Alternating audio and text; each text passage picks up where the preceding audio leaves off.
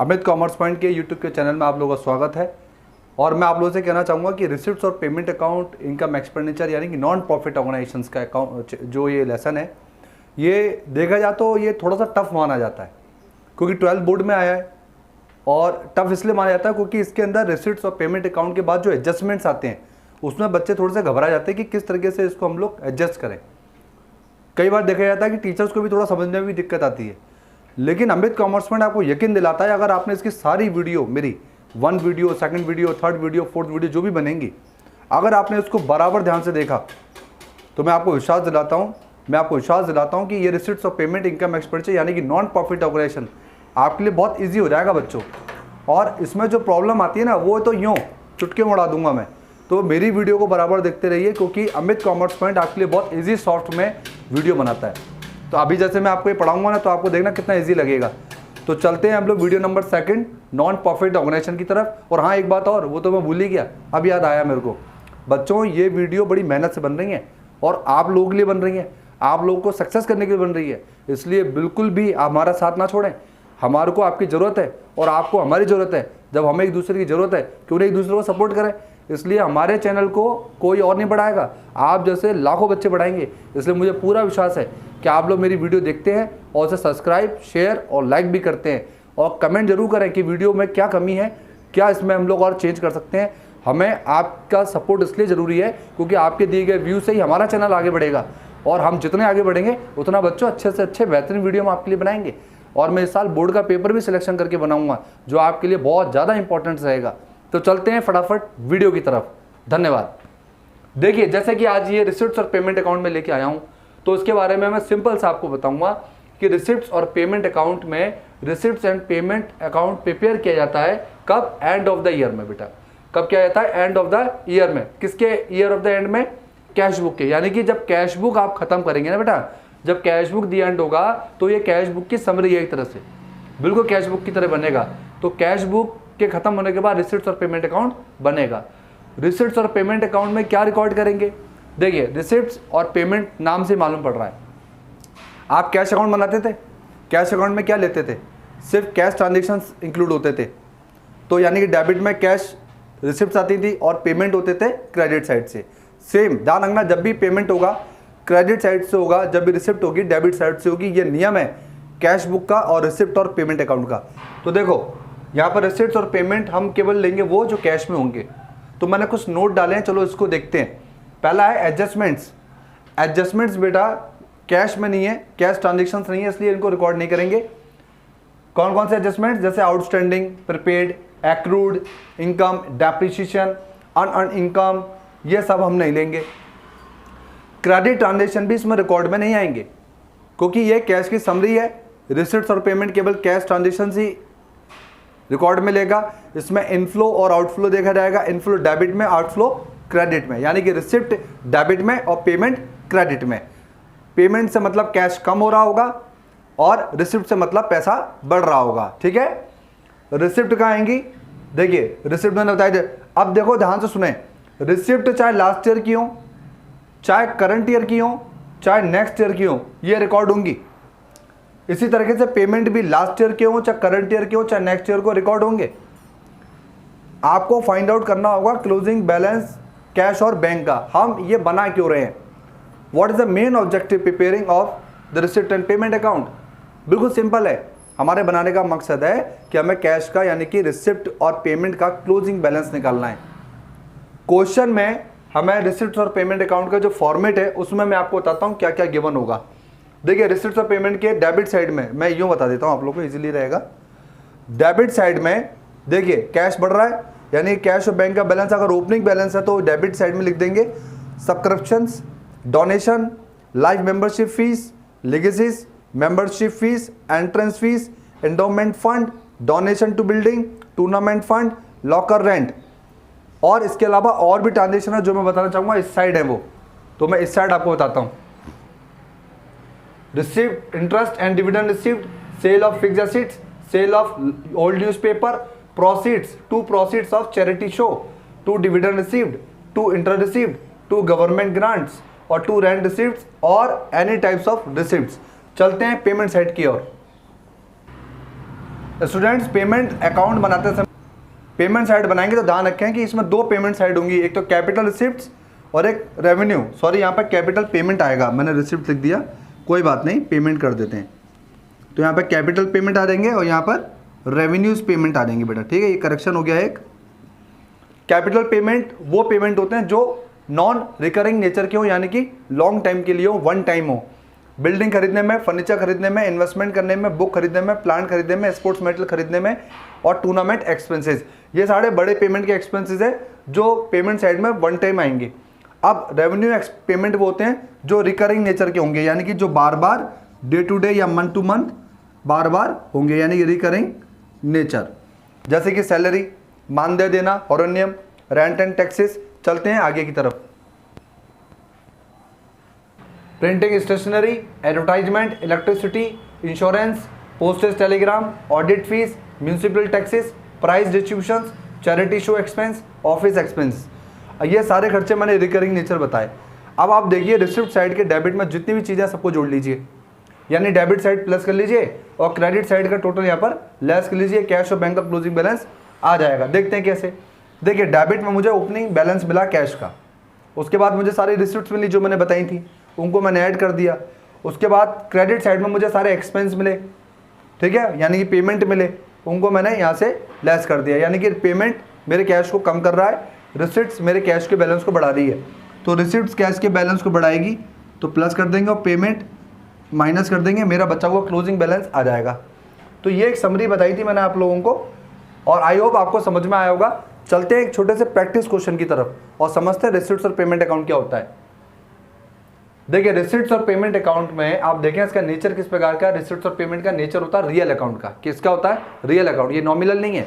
Nominal में हम profit और लॉस निकालते हैं और रियल अकाउंट में हम क्लोजिंग बैलेंस निकालते हैं कैश का।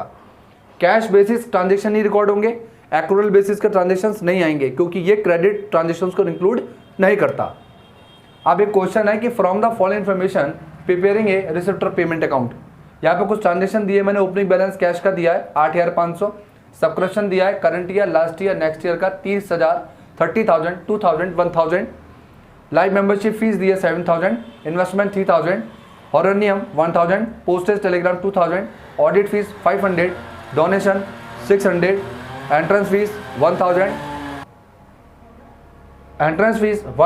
Tournament fund 700 and legacies 700, municipal taxes 800। तो ये कुछ क्वेश्चन में दिया हुआ है। अब हम देखते हैं कि कौन सी चीज़ डेबिट में जाएगी, क्रेडिट में। जगह कम है, फॉर्मेट कम है, तो मैंने शॉर्ट ट्रिक से समझाया है डेबिट और क्रेडिट। आप समझ ना, फॉर्मेट के बेसिस पे करना है। देखिए पहला ओपनिंग बैलेंस कैश का है, आपको पता है रिसिप्ट्स और पेमेंट के डेबिट साइड में जाएगा। टू बैलेंस बीडी करके, तो डेबिट में मैंने लिख दिया फिगर्स में अमाउंट में 8,500। समरी आप लिख लेना। फिर है सब्सक्रिप्शन। सब्सक्रिप्शन देखिए current year, last year, next year total मिला के 33,000 है, टोटल आ गया 33,000। इसके बाद लाइव मेंबरशिप फीस रिसिप्ट है 7,000 रुपीज़। इसके बाद इन्वेस्टमेंट खर्चा है, एसेट्स है, पेमेंट हो रहे हैं 30,000, फोर्थ नंबर का। हॉर्नियम मानदेय दे रहे हैं, पेमेंट कर रहे हैं 1,000 का कैश कम हो रहा है। पोस्टेज टेलीग्राम में पैसा दे रहे हैं 2,000 रुपये कैश कम हो रहा है। ऑडिट फीस 500 से कम हो रही है। डोनेशन पेमेंट बढ़ा रहा है, रिसिप्ट से, रिसिप्ट में आ गया, डेबिट में आ गया। एंट्रेंस फीस फिर रिसिप्ट बढ़ रही है, फिर डेबिट में आ गया। टूर्नामेंट फंड करवा रहे हैं, फिर पेमेंट हो गया। लेगेसीज वसीयत हो रही है, आपका कितना 700 रुपये डेबिट में आ गया, रिसिप्ट से पैसा बढ़ रहा है। म्यूनिसिपल टैक्सेस 800 हो गए। अब इन सबको जोड़ दीजिए डेबिट साइड को, ये सब कैश बढ़ा रहे हैं 50,800 और इस क्रेडिट का जोड़ दीजिए सारा 8,000 रुपीज़, यानी कि आ रहा है 50,800 इनफ्लो, जा रहा है 8,000। जब मैं डेबिट में से क्रेडिट लेस कर दूंगा तो ये बचा हुआ 42,800, यही मेरा कैश का क्लोजिंग बैलेंस होगा। जैसा कि आपने देखा, हमने आज की वीडियो के अंदर आपको रिसिप्ट्स और पेमेंट अकाउंट के बारे में थोड़ा बहुत बताया, जानकारी दी। आई होप आपको समझ में आया होगा और आप इससे रिलेटेड क्वेश्चन जरूर करें। और मुझे पूरा यकीन है कि अगर आप ये वीडियो देखेंगे एंड तक तो इस वीडियो के अंदर आपको आराम से रिसिप्ट्स और पेमेंट अकाउंट बनाना आ जाएगा। लेकिन ध्यान रखिए, जब इनकम एक्सपेंडिचर की बात करेंगे तो उसमें एडजस्टमेंट्स भी आएंगे, उसमें बहुत कुछ होने वाला है, तो उस वीडियो को बराबर देखें। और मैं आपको एक चीज़ बताना चाह रहा हूँ, नॉन प्रॉफिट ऑर्गेनाइजेशन में 5 तरीके के स्लैब्स के क्वेश्चन बनते हैं। एक क्वेश्चन जो समरी बनती है रिसिप्ट्स और पेमेंट, दूसरे बनते हैं फंड के ऊपर क्वेश्चन। बच्चों ध्यान रखना, फंड के ऊपर क्वेश्चन सिखाऊंगा मैं। तीसरा ऑप्शन आता है कॉस्ट ऑफ कंज्यूम गुड्स के ऊपर क्वेश्चन बनते हैं, ठीक है। फोर्थ आता है आपका इनकम और एक्सपेंडिचर के ऊपर क्वेश्चन बनते हैं, और लास्ट एंड फाइनल सब्सक्रिप्शंस के ऊपर क्वेश्चन बनते हैं। तो हम एक एक वीडियो सबके लिए स्पेशल तौर पे बनाएंगे।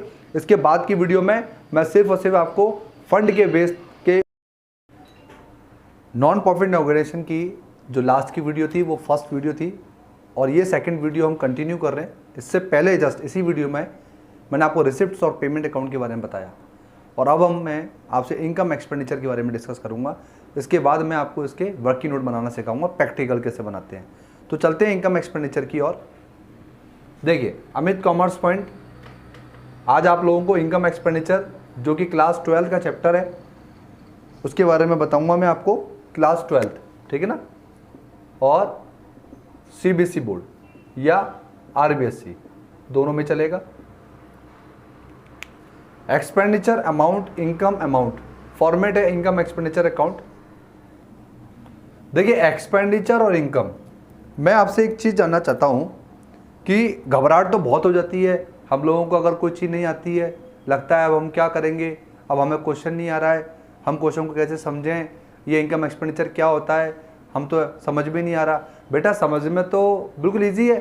देखो मैं बताऊँ आपको, अच्छा बताओ 11वीं क्लास आप पास करके आए ना अच्छे नंबरों से, सबने अच्छी पढ़ाई करी होगी, बताओ सबने करी है ना, ठीक है।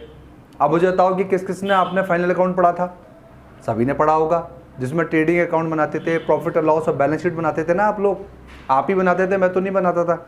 तो प्रॉफिट और लॉस अकाउंट में बेटा बताओ क्या होता था। प्रॉफिट और लॉस अकाउंट में एक फॉर्मूला चलता था कि एक्सपेंस और लॉस डेबिट कर दो और रिसिप्ट्स और इनकम जितनी भी होंगी गेन होंगे वो क्रेडिट कर दो।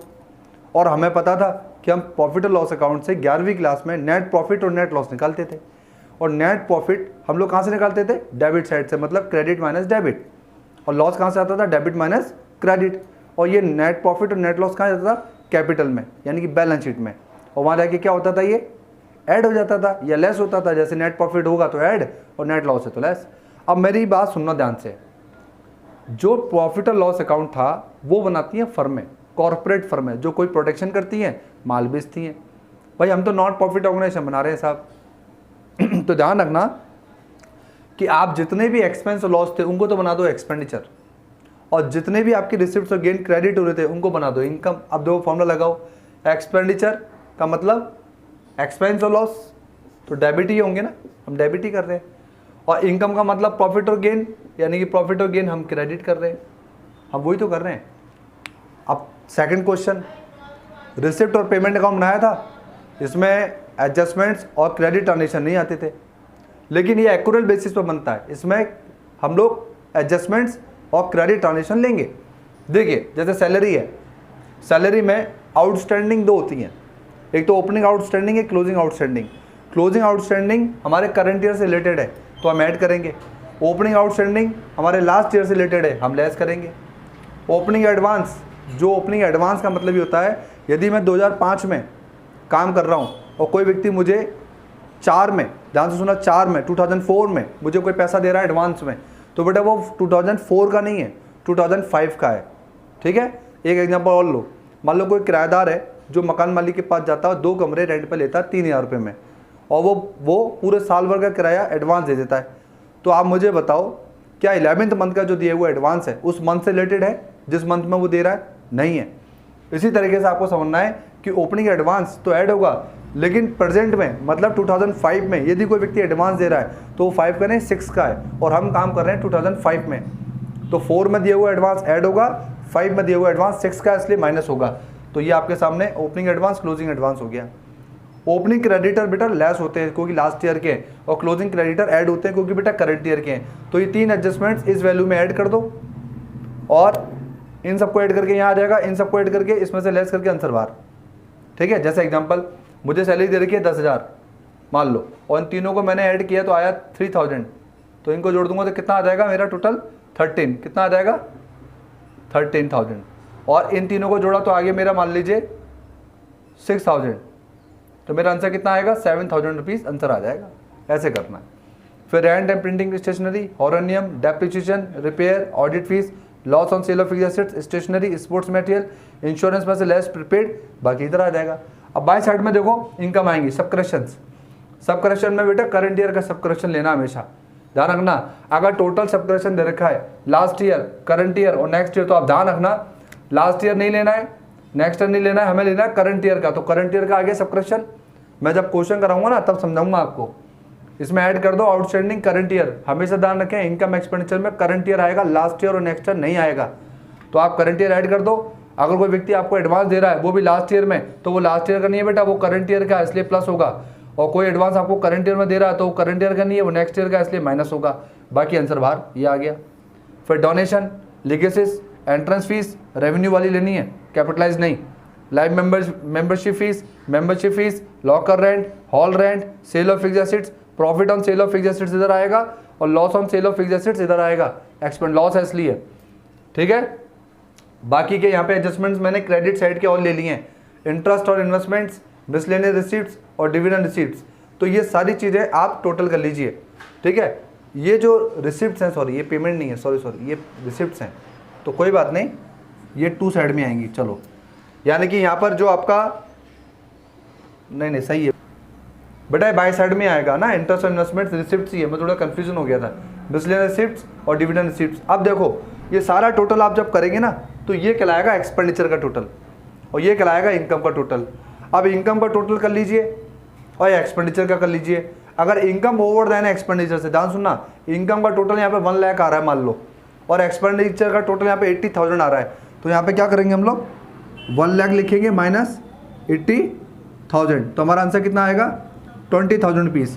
तो इनकम ज़्यादा हो रही है एक्सपेंडिचर से, इसलिए इसका मतलब सरप्लस हो रहा है 20 का। ये सरप्लस हम कैपिटल में ऐड करेंगे।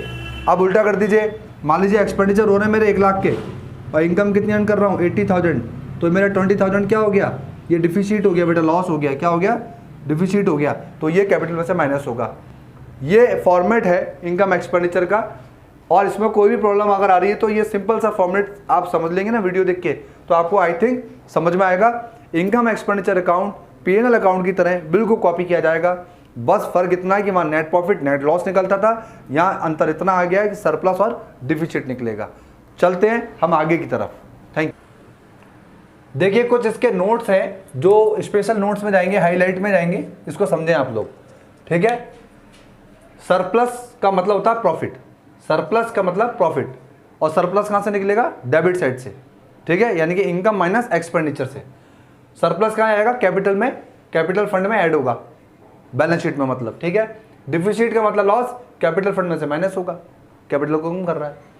नेचर क्या है इनकम एक्सपेंडिचर का, नेचर है नॉमिनल अकाउंट। क्या है, nominal, just like profit loss की तरह, यानी कि इसके डेबिट में दिखा दो इनकम और गेन और क्रेडिट में दिखा दो एक्सपेंस और लॉस। तो यानी कि आपको ध्यान है कि इनकम और गेन हम लोग यहाँ पे कहाँ लिख रहे हैं, आपको पता होना चाहिए कि इनकम और गेन हम लोग यहाँ पर क्रेडिट में लिख रहे हैं, देखो, और यहाँ पर डेबिट साइड में, ठीक है। तो ये इस तरीके से हम चार्ट बना सकते हैं, यानी कि expenditure losses always debit, income और गेन ऑलवेज क्रेडिट। तो ये इंक्रीज और ये डिक्रीज। नेक्स्ट, क्या इनकम एक्सपेंडिचर में कैश और एक्रूअल बेसिस बोथ आएंगे, यस, दोनों शामिल किए जाएंगे। क्या अकाउंटिंग पीरियड में बनाया जाएगा, हाँ, बन भी सकता है और नहीं भी, यानी कि ये अकाउंट जो बनाया जाएगा 31 मार्च के बीच में भी बनाया जा सकता है और एंड में भी बनाया जा सकता है। It does not any opening balance of cash, यानी कि इनकम एक्सपेंडिचर अकाउंट में कोई भी कैश का बैलेंस, बैंक का बैलेंस नहीं मिलेगा, क्योंकि ये रिसिप्ट्स और पेमेंट नहीं है, ये just like copy and paste कर दो P&L अकाउंट की तरह। It's balance end of the year surplus और डिफिसिट, लेकिन ये वर्ष के एंड में सरप्लस और डिफिसिट को शो करेगा। क्या इसमें एडजस्टमेंट लिए जाएंगे, adjustments, yes, depreciation, prepaid expense, accrued income, outstanding expense, unearned incomes and PBT and both other adjustments also are included in this account, सारे लिए जाएंगे। क्या इसमें कैपिटल एक्सपेंडिचर आएंगे या कैपिटल रेवेन्यू आएगी, नहीं, इसके अंदर कैपिटल एक्सपेंडिचर्स एक्सपेंसेस इंक्लूड नहीं किए जाएंगे और ना कैपिटल एंड रेवेन्यू एक्सपेंडिचर लिए जाएंगे, ठीक है। ये मैं ये हटा देता हूँ, इसका मतलब यही हो गया, कैपिटल एक्सपेंडिचर नहीं लिए जाएंगे, ठीक है बेटा। अब चलते हैं हम लोग इसके next topic. Income expenditure account is followed balance sheet with constraints of personal real account, यानी कि जब हम इनकम एक्सपेंडिचर अकाउंट बना रहे हैं वो तो नॉमिनल एडजस्टमेंट्स ले रहा सारे, नॉमिनल खर्चे ले रहा सारे, यानी कि वो कैपिटल रिसिप्ट्स और कैपिटल एक्सपेंडिचर नहीं ले रहा है। तो जब वो नहीं ले रहा तो कहाँ लेके जाएं एडजस्टमेंट्स को, बेटा बैलेंस शीट में। आप बैलेंस शीट बनाओ, उसमें सारी एसेट्स दिखाओ, लायबिलिटी दिखाओ और एडजस्टमेंट्स दिखाओ, तो बैलेंस शीट बनाना सिखाऊंगा मैं नेक्स्ट वीडियो में। अब लास्ट टॉपिक आ रहा है डिफरेंस बिटवीन रिसिप्ट्स और पेमेंट और इनकम एक्सपेंडिचर अकाउंट। देखो सिंपल सा है, ये रिसिप्ट पेमेंट, ये इनकम एक्सपेंडिचर। पहला नेचर, भाई इसका नेचर क्या रियल और उसका नेचर क्या नॉमिनल। नेचर ऑफ अकाउंट पढ़ लिया। अब नेचर, ये समरी देता है किसकी, कैश की। ये समरी देता है प्रॉफिट एंड लॉस अकाउंट की। बेसिस, इसमें कैश बेसिस आता है, इसमें एक्रूअल, यानी यहाँ पे नगद उधार दोनों, यहाँ पे केवल नगद। कैपिटल रेवेन्यू, कौन से आइटम आते हैं, बोथ, दोनों आते हैं, लेकिन इसमें रेवेन्यू आइटम आते हैं केवल, कैपिटल आइटम नहीं आते।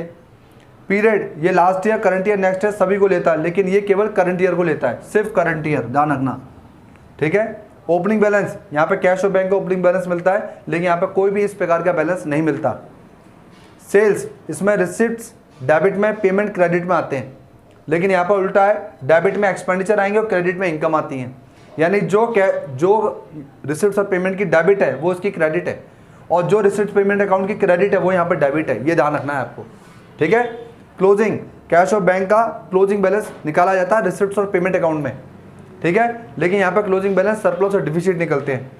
एडजस्टमेंट्स यहाँ पर नहीं लिए जाते, लेकिन एडजस्टमेंट्स इनकम एक्सपेंडिचर अकाउंट में लिए जाते हैं। तो धन्यवाद बहुत बहुत आप लोगों का, इसी तरीके से मेरे संग बने रहे बराबर। आज की वीडियो में मैंने आप लोगों को बहुत अच्छे तरीके से रिसिप्ट्स और पेमेंट अकाउंट, इनकम एक्सपेंडिचर सिखाया, एंड तक आप लोगों को बताया। फिर भी कोई भी प्रॉब्लम आती है तो आप मेरे दिए गए नंबर पर मुझे कॉल कर सकते हैं, 9509750071। मिलते हैं नेक्स्ट वीडियो में, थैंक यू, चेयर। और स्टूडेंट्स एक बात और कहना चाहूँगा आप सभी प्यारे बच्चों से, इस चैनल को बराबर, ये आपका अपना चैनल है Amit commerce point, YouTube channel आपका अपना है अमित कॉमर्स पॉइंट का, तो आप ही इसको आगे बढ़ाएंगे। तो मेरा सभी से निवेदन है, सिर्फ एक बटन दबाने में 1 सेकंड भी नहीं लगता है, वो 1 सेकंड हमारे चैनल को प्रमोट करके आप लाखों बच्चों तक हमारी वीडियो पहुँचा सकते हैं। तो सभी को हम लोग चाहते हैं कि ग्रोथ हो, सभी को अच्छी नॉलेज मिले, अकाउंट्स की अच्छी अच्छी वीडियो, बिजनेस की अच्छी अच्छी वीडियोस और इकोनॉमिक्स की भी अच्छी अच्छी वीडियो हम आपको देते रहेंगे। हमें अपना प्यार देते रहिए, सपोर्ट देते रहिए, हमारे चैनल को सब्सक्राइब, शेयर और लाइक करते रहिए। धन्यवाद, थैंक यू वेरी मच।